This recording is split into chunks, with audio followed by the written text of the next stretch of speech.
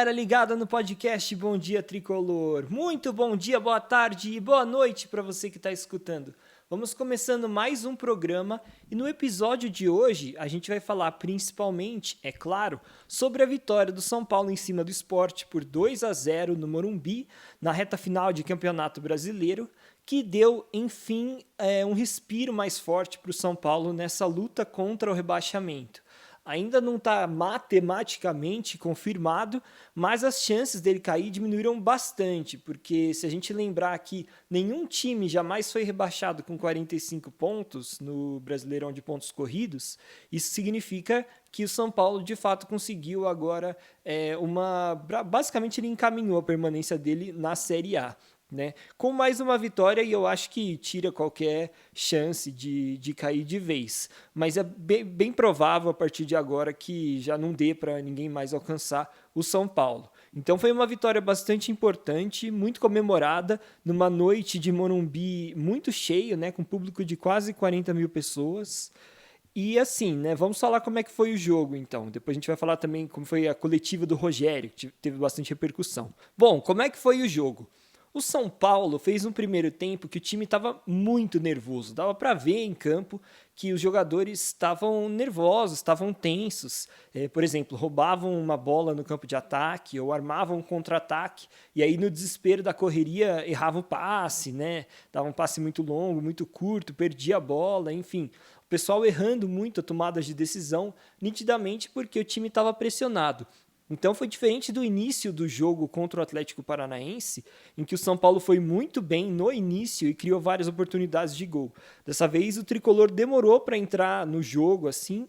Ele, claro, foi tentando, criou uma chance ou outra, principalmente com o Gabriel Sara, mas ao mesmo tempo, o Sport também agrediu o São Paulo no primeiro tempo. Não foram tantas chances que criou, mas eu digo assim que as chances mais claras de gol do primeiro tempo foram do Sport. Na verdade, foi uma que o Thiago Volpi defendeu uma bola assim, um milagre, assim, uma bola que se tivesse entrado mudaria totalmente os rumos da partida, porque o São Paulo já estava se sentindo totalmente pressionado em campo, mesmo com o 0-0.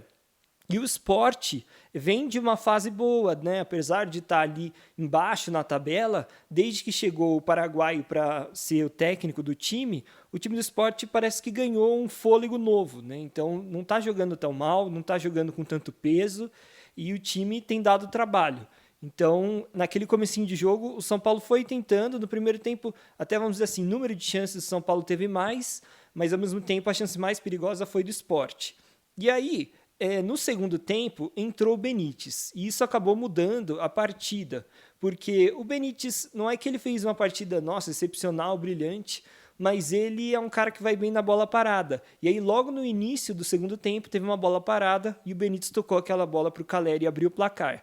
E ali, depois do 1-0 do São Paulo, aí o jogo mudou completamente. Aí toda aquela torcida passou a ser mais, vamos dizer assim, um apoio do que uma pressão. O time começou a jogar mais leve. Até teve uma chance perigosa do Sport pouco tempo depois do gol, mas de maneira geral, depois do gol do Calleri, o jogo ficou muito mais favorável para o São Paulo, porque o Sport não tem facilidade para jogar contra times que ficam recuados. Então ali, no caso, o time do São Paulo não tinha tanta pressa para chegar ao gol. E aí o Sport, quando tem que tomar a iniciativa do jogo, tem dificuldade. Então, o jogo ficou melhor para o São Paulo. E aí, mais para a reta final, o Gabriel Sara fez o 2-0 para, de fato, sacramentar a vitória do Tricolor. Então, assim, até o momento do gol, foi pior do que a partida contra o Atlético Paranaense. Foram poucas chances criadas, né? Não, o time muito nervoso, mas, ao mesmo tempo, para a sorte do São Paulino, o São Paulo achou um gol ali numa bola parada, quer dizer, um lance fortuito, né? E a partir dali a vitória se encaminhou. Então, o mais importante para o São Paulo, para o São Paulino, né, para o torcedor, é a vitória. E eu acho que a partir dessa vitória, 45 pontos, talvez o time jogue um pouquinho mais leve já na próxima partida, né, nas próximas, desse finalzinho de Campeonato Brasileiro que resta ao Tricolor. A luta que sobrou é contra o rebaixamento mesmo, né, não deveria ser para um time tão grande, acostumado com vitórias como o São Paulo, mas pelo menos não parece que não vai ser dessa vez que o São Paulo vai cair, né? Bom, vamos falar das atuações dos jogadores do São Paulo, né? O que dá para a gente destacar? Lembrando que o São Paulo entrou em campo no 4-4-2, com o Thiago Volpi no gol. Na linha de defesa, Igor Vinícius, Arboleda, Miranda e Reinaldo. No meio, Gabriel Sara, Rodrigo Nestor, Igor Gomes e Vitor Bueno. E lá na frente, o Rigoni com o Caleri.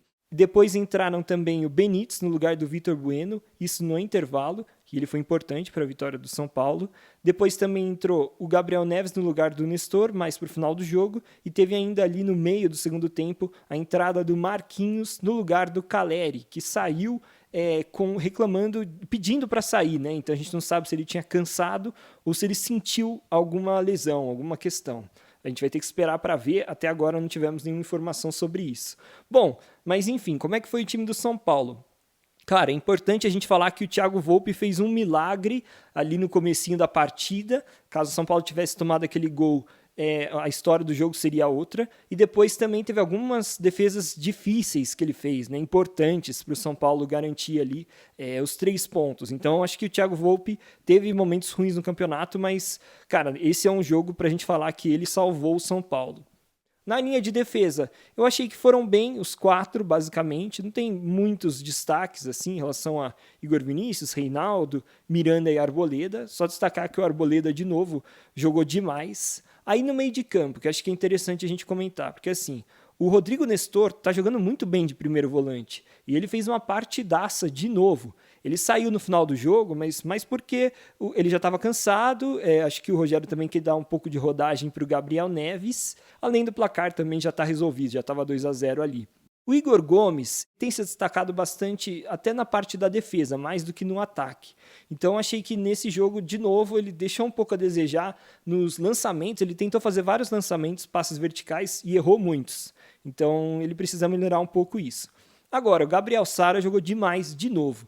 E é impressionante, eu estava comentando, né, com o pessoal aqui que o Gabriel Sara, se você pegar os lances importantes do São Paulo no jogo, as finalizações, tiveram 2 do Caleri, uma que foi o gol e mais uma no primeiro tempo, e praticamente todas as outras finalizações do São Paulo, que foram perigosas, foram do Gabriel Sara. Então ele é um cara que é muito inteligente dentro de campo, ele finaliza bem, e é uma das armas ofensivas que esse time do São Paulo tem no momento que o time vive esse problema de não conseguir fazer gols. Então ele acaba sendo um respiro ali para o ataque do São Paulo. E mais uma vez ele foi muito bem, né? Fez um gol. Interessante que o lance que ele fez o gol, o segundo gol do São Paulo, mostra como ele é inteligente de se posicionar no lugar certo. Porque assim, naquele momento, o São Paulo estava sem o Caleri, que já tinha saído. Então ele estava meio que sem referência de centroavante ali. E o Marquinhos pega uma bola para cruzar e o Rigoni não está bem posicionado para conseguir finalizar aquela bola para o gol.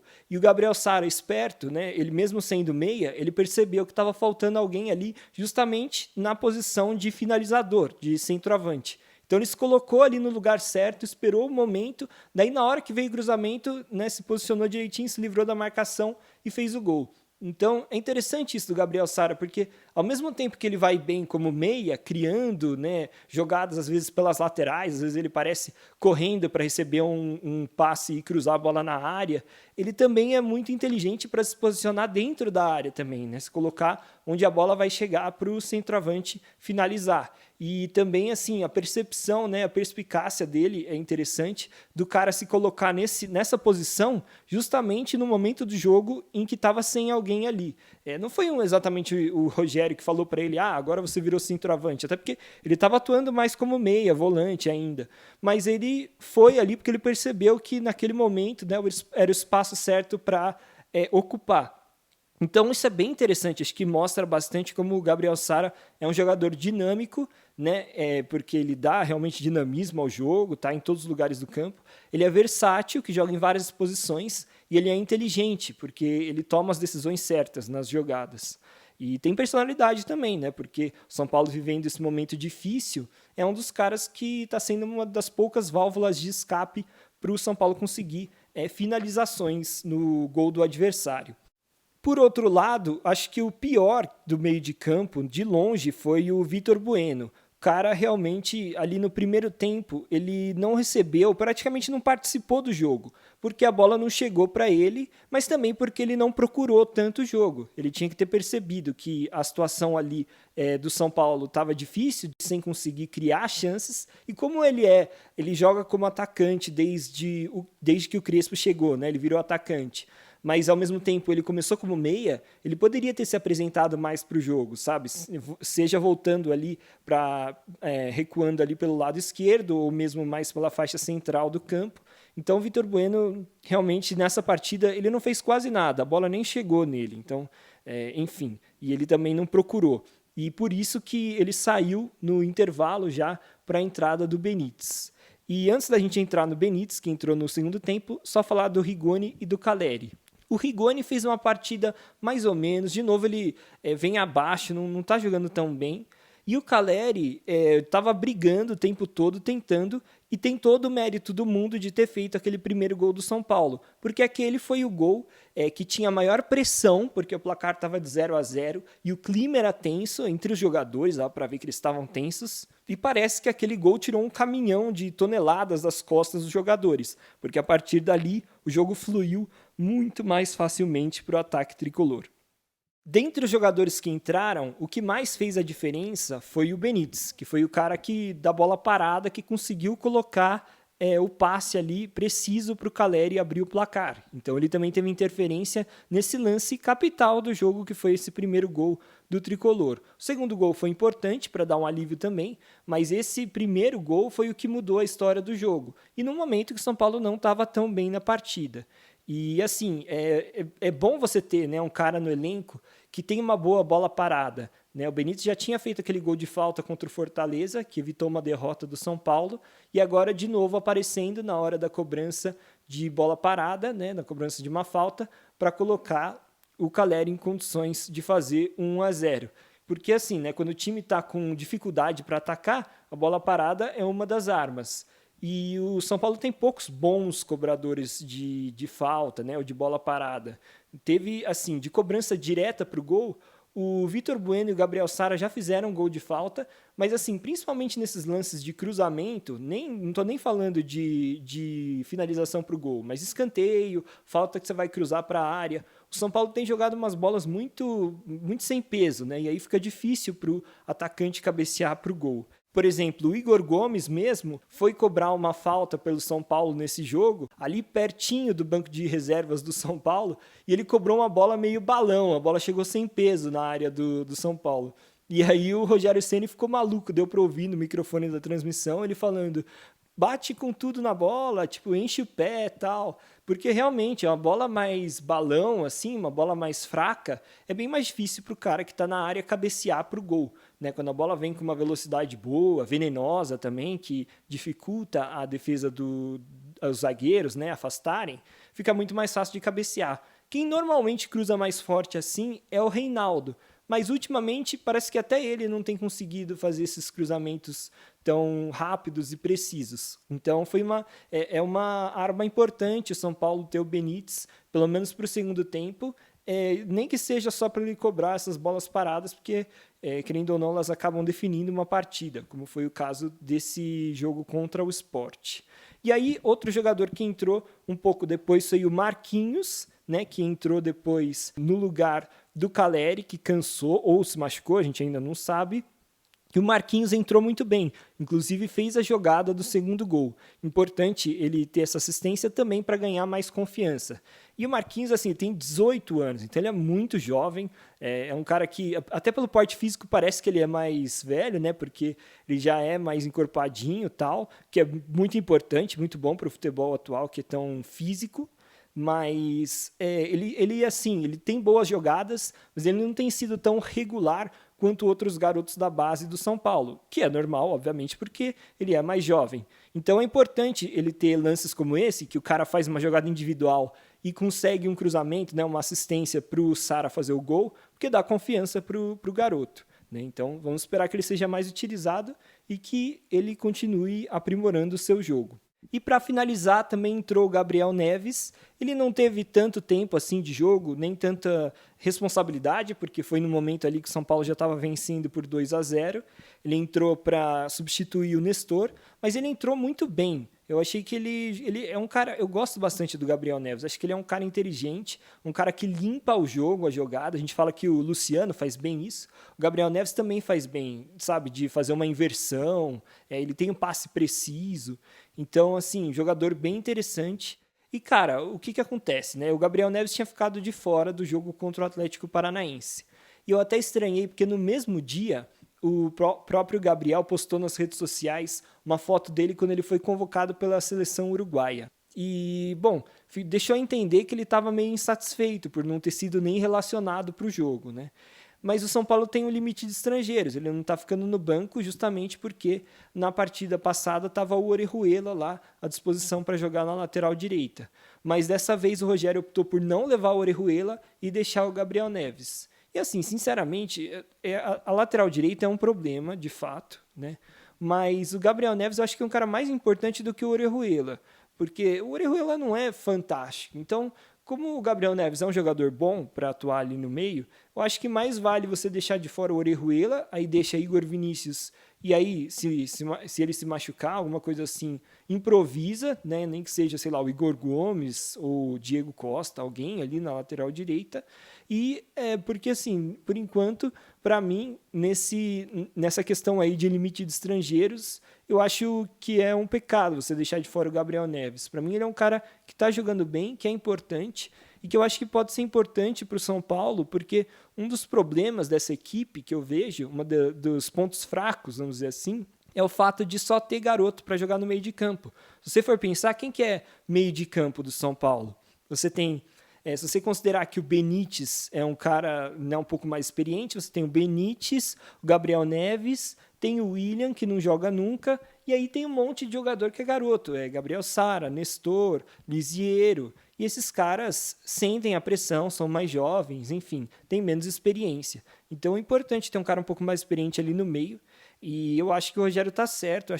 Eu apoio essa decisão dele de não deixar o Gabriel Neves de fora, de pelo menos levar o Gabriel Neves. Se tiver que sobrar para alguém, que seja o Orejuela, que não está rendendo tanto. Que assim, não é que ele não está rendendo tanto, mas ele não é tão, vamos dizer assim, importante para o esquema tático, né?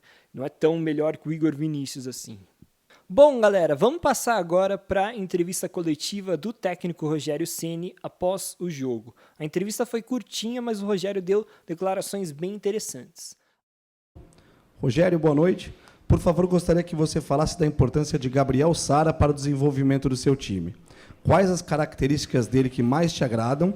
E, na sua visão, ele é um jogador para o mais alto nível do futebol internacional, pensando em Europa e seleção brasileira? Eu já tenho falado bastante do Sara, né? Eu acho que todos foram importantes no dia de hoje. E o Sara se doa muito. É um jogador com uma condição física privilegiada, um jogador que bate 12 km e meio por jogo, quase todos os jogos. Hoje cansou um pouco no final, mas cumpriu uma função. Você pode botar ele esquerda, direita, segundo volante, por dentro, ala. É um jogador versátil, isso facilita muito. E eu já falei que eu acho que ele tem potencial para jogar num grande centro europeu. Espero que possa ficar aqui por um bom tempo, mas acho que ele tem potencial para isso. Isabeli Moraes, Rádio Bandeirantes. Rogério, boa noite, parabéns pela vitória. O São Paulo respira mais aliviado, mas ainda não afastou totalmente a chance do rebaixamento. A sequência contra Grêmio e Juventude é de confrontos diretos contra a queda. O que priorizar na preparação para esses jogos decisivos? O jogo do Grêmio.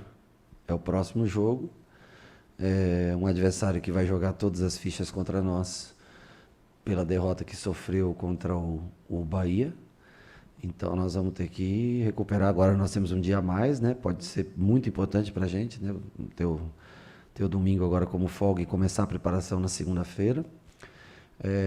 Com um espaçamento maior, a gente tem que analisar todos os jogadores. Alguns saíram com algumas dores, o cansaço, e montar um time competitivo, porque primeiro que independente se tivesse saído ou não, nós temos a obrigação de ir para lá e tentar vencer o Grêmio, né? É uma ótima equipe, mas nós também precisamos desses pontos.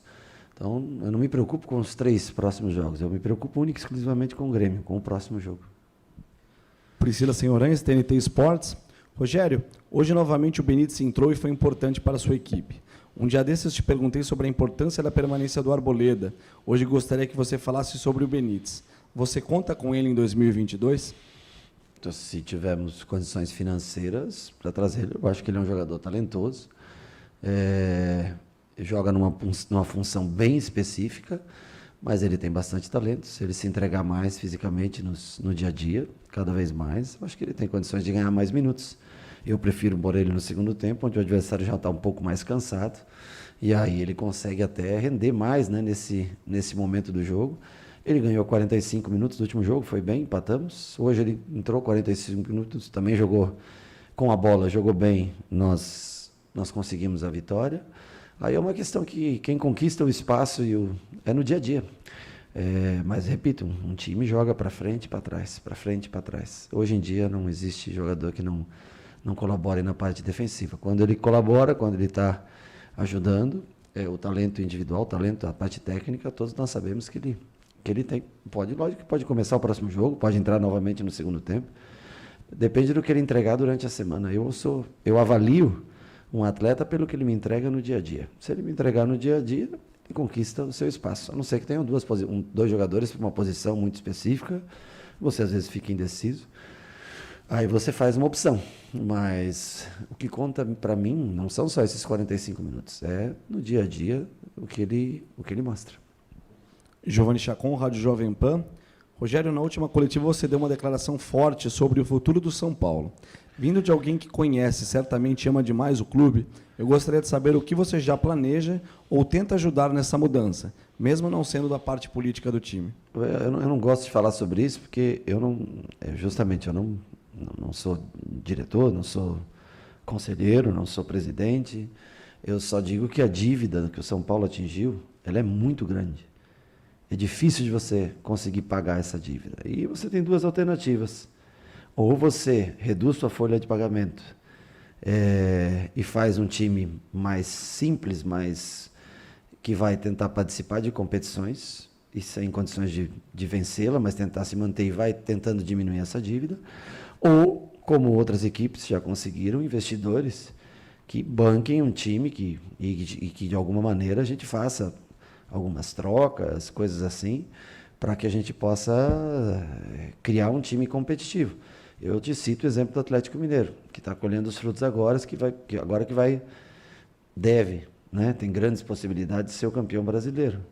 O Atlético já tinha investido muito há 2 anos atrás com o São Paulo, investiu muito agora, né, com o Cuca na direção também investiu bastante, e agora que está colhendo os frutos.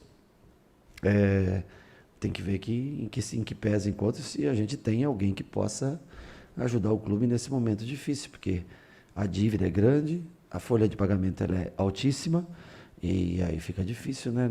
As coisas não se encaixam, né? Alguma coisa deve ser feita. Eduardo Afonso, canais ESPN. Rogério, boa noite. Com 45 pontos, além de se afastar quase que definitivamente da possibilidade de Z4, o que o São Paulo pode mirar nos 3 últimos jogos? Sul-Americana ou dá para pensar no 8º lugar, já que hoje a diferença está em 4 pontos? 4 pontos em 9 é bastante. Mas eu repito, nós temos que pensar no Grêmio, porque os 45 não são suficientes para escapar do rebaixamento. Essa é a realidade. É só você olhar a tabela. Pode ser que aconteça, realmente, de alguém perder todos os jogos, empatar jogos e o 17º não chegar a 45. Mas primeiro que nós, como São Paulo Futebol Clube, nós não podemos pensar nisso, que 45 é suficiente. Se nós podemos alcançar mais, nós temos que pensar maior. E nós não nos livramos da chance de rebaixamento, porque justamente os 2 próximos adversários são adversários que têm condições de nos alcançar. Então nós temos que concentrar bem, primeiro no Grêmio, depois no Juventude, e aí fazer uma análise na última rodada contra o América, o que é possível pensar em campeonato. Agora, o momento é de tentar conseguir essa vitória contra o Grêmio, para aí sim, com 48 pontos, o primeiro objetivo fica traçado, que é escapar da zona de rebaixamento. Eu sei que é triste ter que falar isso, tá? Eu sei que não é comum, não é normal ter que falar, mas tento ser o mais sincero possível. André Ranieri, Rádio Energia 97. Rogério Volpi fez hoje pelo menos 3 grandes defesas. Aliás, desde a sua chegada ele vem tendo boas atuações. Porém, pouco antes de você ser contratado, ele chegou a ser muito contestado pelos torcedores que pediam um substituto. Você pensa em reforçar a meta ou o Volpi é o seu titular para o próximo ano? Para mim vale muito o que eu vejo no dia a dia. Eu vejo um cara trabalhador, assim como eu era, chegava cedo, saía tarde, não só ele, como todos os goleiros trabalham bastante. E ele vem fazendo bons jogos. Hoje fez eu não sei se 3, mas uma defesa espetacular, num cabeceio no primeiro tempo, a queima-roupa ali na pequena área. Eu acho que ele tem totais condições de ser titular para 2022. Ao menos a minha avaliação de hoje, que eu tenho, é que ele tem condições totais de ser o goleiro titular em 2022. Marcelo Bacejo, Gazeta Esportiva. Rogério, hoje o Benítez mudou o jogo. Você disse na quarta-feira que pelas características do elenco, não havia como tê-lo sempre como titular. A torcida, por sua vez, tem essa vontade. Você pretende rever essa questão? Eu acho que já respondi um pouco sobre o Benítez. Eu também tenho vontade, que é prazeroso ver um jogador técnico jogar, né? Mas só não me venho com essa história de que deixa ele sem marcar ninguém e os outros marcam. Não. Esse futebol é de muitos anos atrás. Isso já acabou faz tempo. Quem pensa assim tem mentalidade pequena. Eu prefiro fazer com que ele cresça fisicamente do que se acomode na parte técnica. Então, se ele crescer, ele joga mais tempo. Se ele aguentar mais tempo em campo, ele fica mais tempo em campo. É uma decisão muito pessoal, muito particular dele. A decisão não é minha, a decisão é dele, o que ele quer para a vida dele. E por isso que você me perguntou se tem interesse nele. Lógico que eu gosto do Benítez, tem interesse. Nós temos condições de comprar o Benítez? Essa talvez seja a pergunta que tem que ser feita. Bruno Faria, da Rádio CBN. Rogério, boa noite. A pontuação já pode ser considerada ideal para escapar da queda inédita para a segunda divisão do Brasileiro? Você já tem outros planos para o time no campeonato como Libertadores ou Sul-Americana? A pontuação não é suficiente e eu não tenho planos nenhum, a não ser tentar vencer o Grêmio. Márcio Torvano, Rádio 105 FM. Rogério, saindo um pouco do São Paulo, o que você achou da final da Libertadores entre Palmeiras e Flamengo? Esses dois clubes são bons exemplos de administração? Bom, primeiro que eu assisti muito pouco do jogo, porque coincidiu justamente com a preparação da palestra e com a palestra. Durante, acho que a prorrogação, nós estávamos justamente no momento fazendo a preleção para a partida que aconteceria no dia de hoje. Eu assisti muito pouco do jogo. Se os dois times se encontram numa final de Libertadores, provavelmente é porque tem bons planejamentos. Se nos últimos 3 anos são campeões de Libertadores, tanto Flamengo de 2019, Palmeiras 2020, Palmeiras 2021, deve ser 2 dos melhores times que tem planejamento. Então não é porque é um rival, não é porque é um concorrente da gente, que a gente não pode elogiar. Sem dúvida nenhuma, deve ter bom planejamento para chegar onde eles chegaram. Bom, pessoal, como vocês puderam perceber, o Rogério ainda está bem cauteloso em dizer que o São Paulo já não corre mais risco de ser rebaixado. Nesse momento que eu estou gravando o podcast, o São Paulo tem 5 pontos de vantagem para o Z4. O primeiro dentro da zona é o Juventude com 40, o São Paulo tem 45. Mas a grande questão é que agora, entre o São Paulo e o Juventude, nós temos 4 times. Então, isso diminui a possibilidade do time ser ultrapassado, porque tem muita gente entre os dois. Então, por exemplo, se o São Paulo tropeça numa rodada, é difícil acreditar que os 4 times que estão atrás dele vão vencer na mesma rodada.